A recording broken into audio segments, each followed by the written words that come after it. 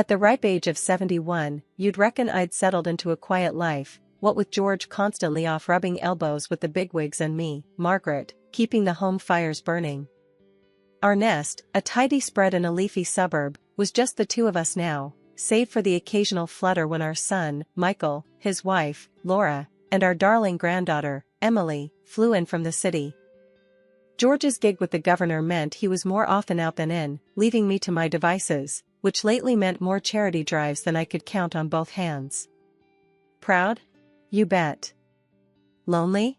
Sometimes, but you don't get to my age without learning a trick or two about keeping busy. Then came the curveball. Michael rang one evening, the excitement in his voice so thick you could slice it. Mom, Dad, we're doing it. We're buying a farm. Can you believe it? A farm? I echoed, my voice flat. This was news, all right. News that had me wondering if city life had finally addled their brains. Yeah, it's happening. We're moving out there, starting fresh.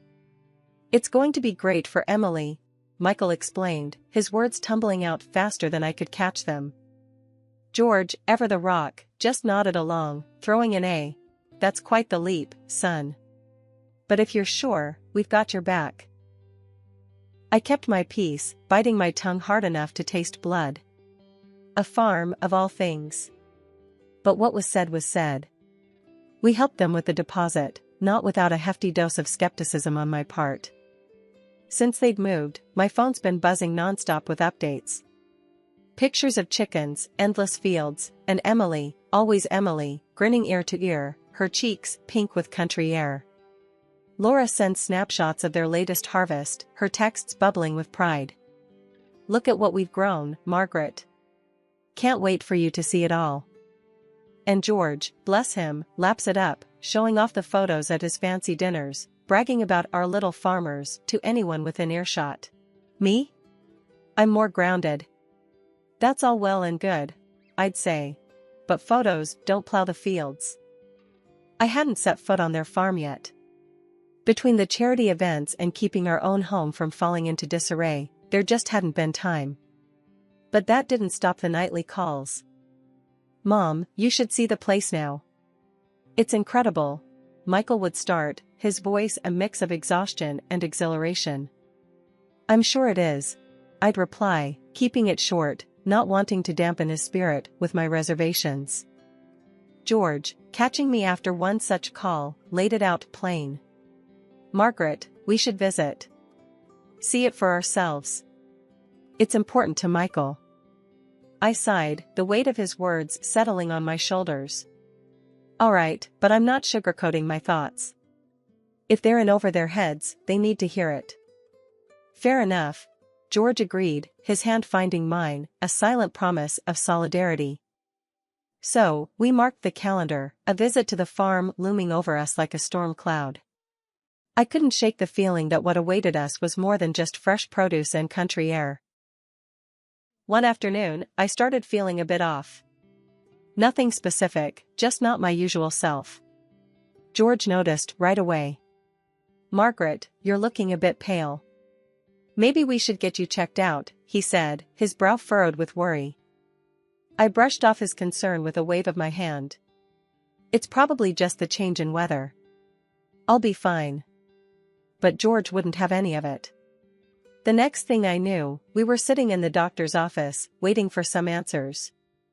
The doctor, a young man with a reassuring smile, told us it wasn't anything serious, but I needed to avoid being alone for long stretches and should spend more time outdoors. Fresh air and company will do you good, he advised. The timing couldn't have been worse. George was due to leave on one of his lengthy business trips.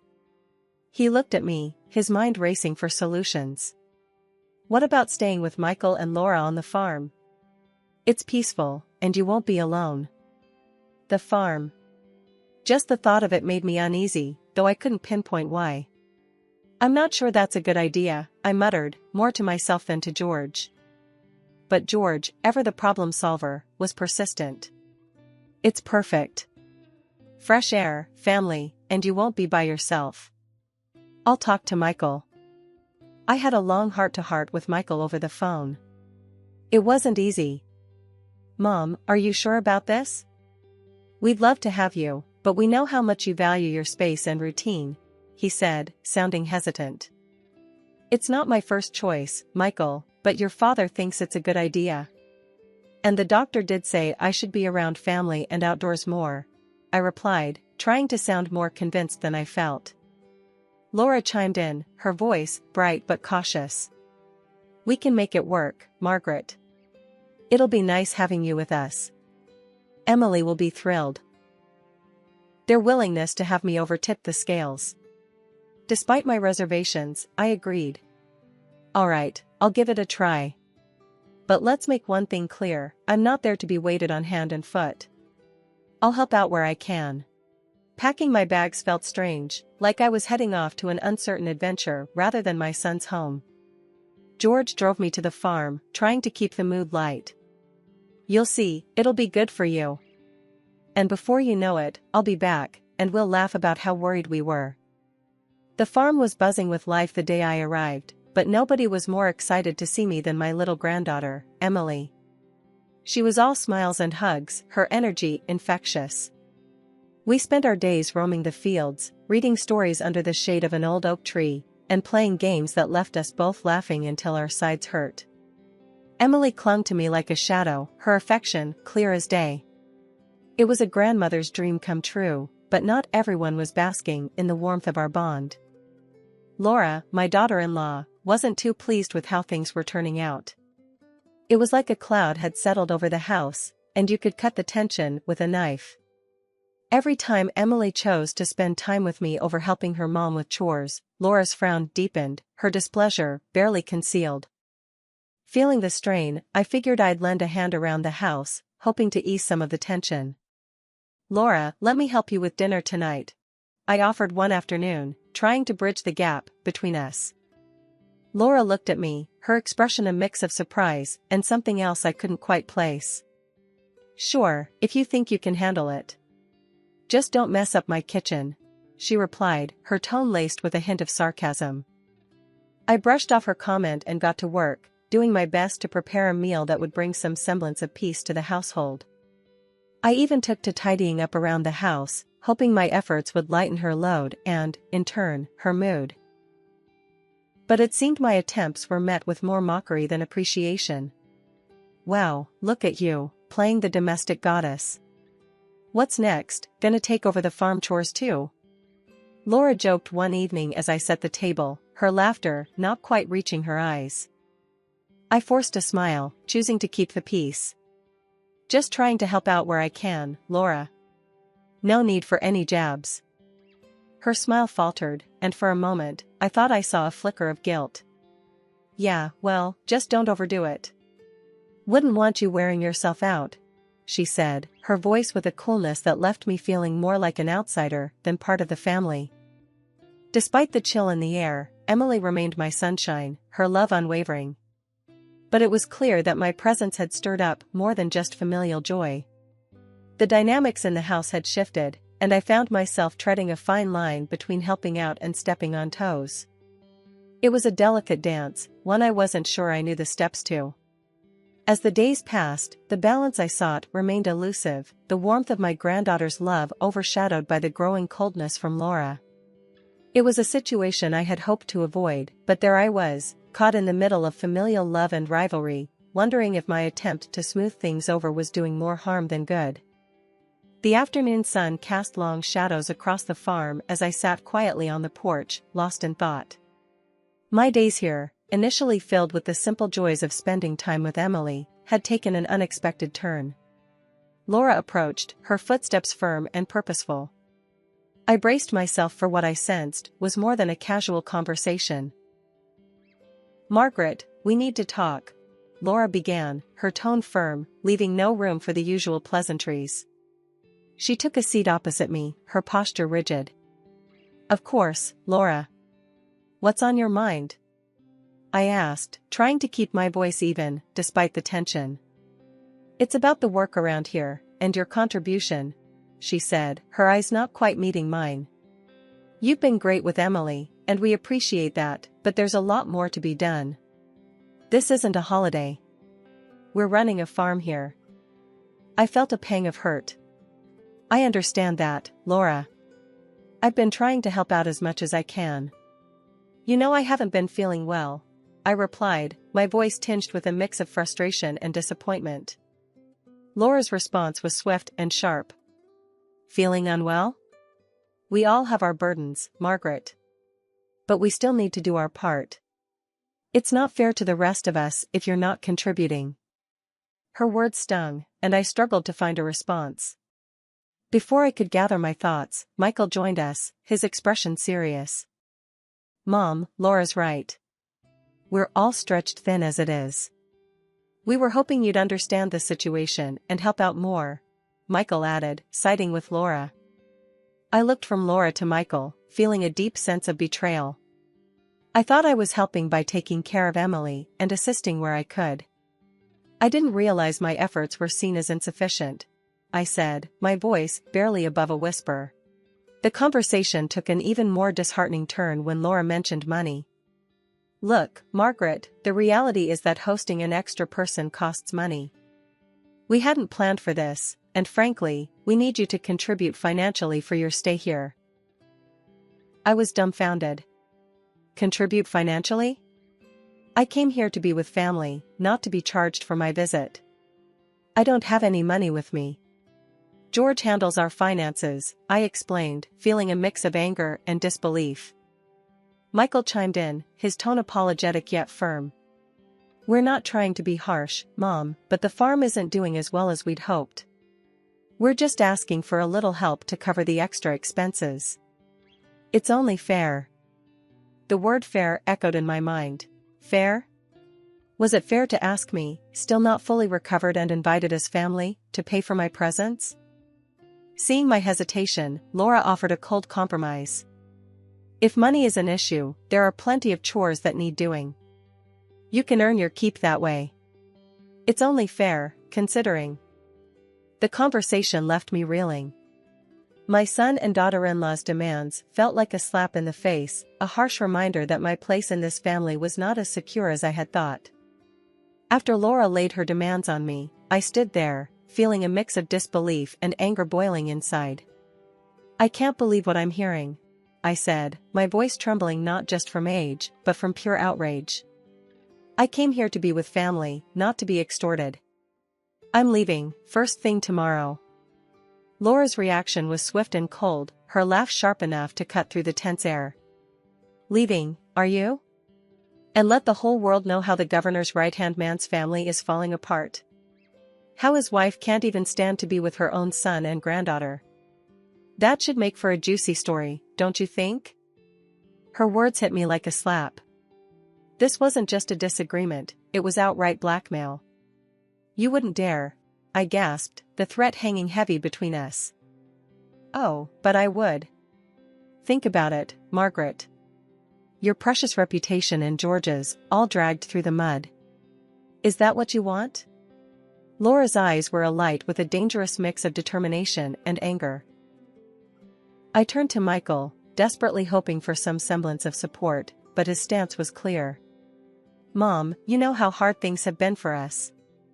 We just need a bit more help, that's all. Laura's right, we can't afford any scandals. I was stunned. My own son, my flesh and blood, siding with this blackmail.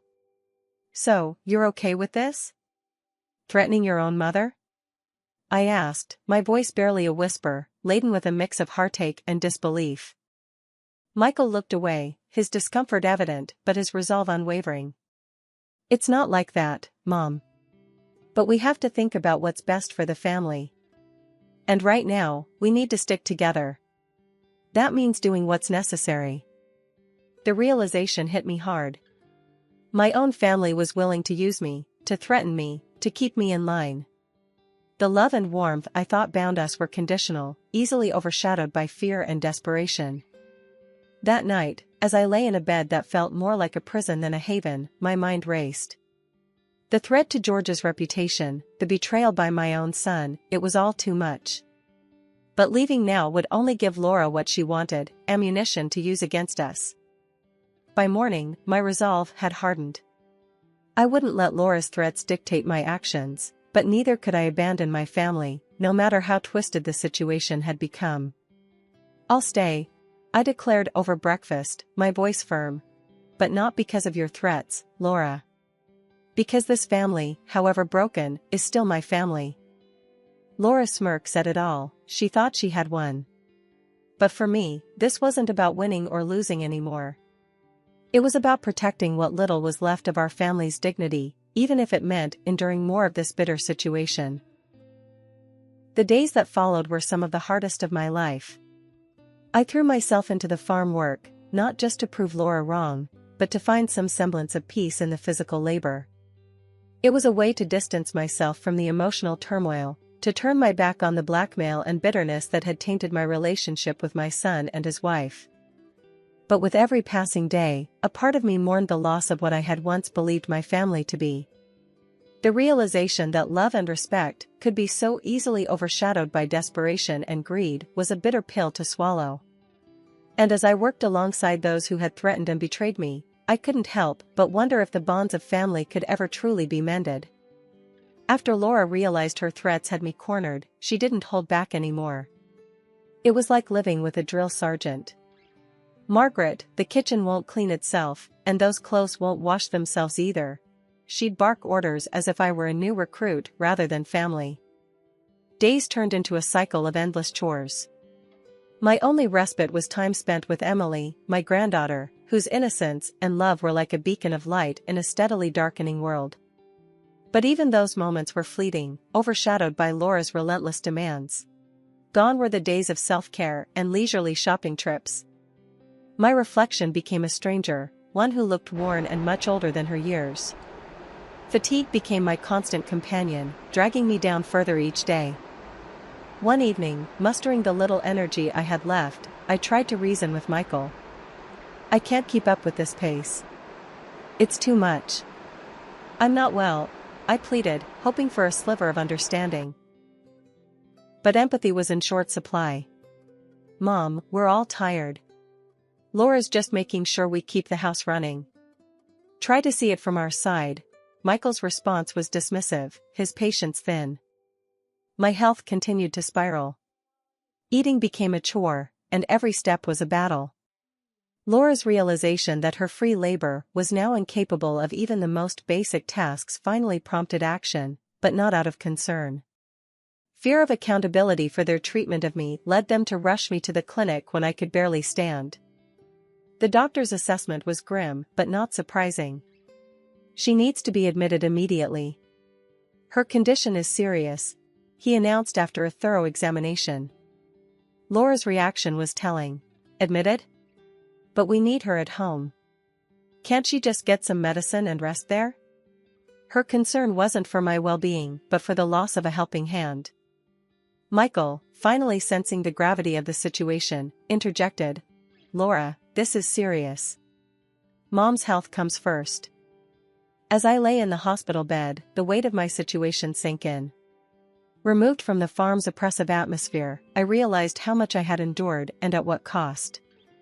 Laura's dissatisfaction with my hospitalization, Michael's belated defense, and my own battered health painted a clear picture of how far things had gone awry. In that hospital room, decisions were made. I couldn't return to the farm, not after everything. It was a moment of clarity bought at a high price, a realization that sometimes, the cost of staying is far greater than the price of walking away. George walked into the hospital room, his face a mix of concern and shock. "What happened to you?" he asked, barely recognizing the frail figure before him. I tried to muster a smile, but it was hard. "It's been tough, George. The farm, it wasn't what we thought." George turned to Michael, his voice hard. "Explain, now." Michael shuffled his feet, looking anywhere but at his father. "Dad, we were struggling. The farm's a mess. We thought Mom could help, but we didn't force her, I swear." George's gaze then fell on Laura, who had been standing quietly by the door, her daughter in tow. The look in his eyes was enough to send her scurrying out of the room, murmuring something about needing to check on something. Turning back to Michael, George's anger was palpable. Not force her? She's in the hospital, Michael. And I hear you've been asking her for money on top of everything? Michael's voice trembled. Dad, we just thought since Mom was staying with us, she could help out a bit more, financially. George cut him off. Help out? I've been sending money to cover her expenses, and then some. Over $5,000, Michael. Where did that money go? I was stunned. You did? George, I had no idea. George's face softened as he looked at me. Of course, I did. I wanted to make sure you were taken care of. He then faced Michael again, his decision clear. I'm cutting off the financial support. And I want a refund for the money I sent. This was a mistake. Michael looked like he wanted to argue, but one look at his father's face, and he knew it was futile. I understand, Dad. George turned back to me, taking my hands gently in his. I'm so sorry, love. This was my idea, thinking it would be good for you. I didn't know it would turn out like this. I could see the pain in his eyes, the guilt he felt for putting me in this situation. It's not your fault, George. You couldn't have known. He leaned down, kissing my hands, a gesture of love and apology. We'll get you out of here soon. Back home, where you belong. His words, his actions, they meant the world to me. Despite everything, George's love was unwavering. I love you, George. We'll get through this. Together. As George and I talked about the future, about going home and leaving the farm behind, I realized that this ordeal had brought us even closer. The hardship had been a test, one that we were passing together. My heart was full, knowing that no matter what, George stood by me, just as I would always stand by him. Recovery was neither swift nor easy, but day by day, I felt my strength returning. The ordeal at the farm, with its trials and tribulations, gradually receded into the background, becoming a distant, albeit painful, memory. Home never felt so welcoming, its familiar walls a sanctuary from the storm I had weathered. It was during one of these quiet mornings, the sunlight streaming through the window, that Michael came to visit. The tension between us was palpable, a silent testament to the rift that had formed. Mom, I don't even know where to start, Michael began, breaking the silence with a voice heavy with remorse. Start with the truth, Michael. It's a good place as any, I replied, setting my cup down, bracing myself for what was to come. He sighed, a deep, soulful sound that spoke volumes. The farm, it's gone. We sold it, but even that wasn't enough to cover the debts. And Laura, she left. Said she couldn't handle it, the poverty, the struggles. She left Emily and me. The news of the farm didn't surprise me, but Laura's departure did.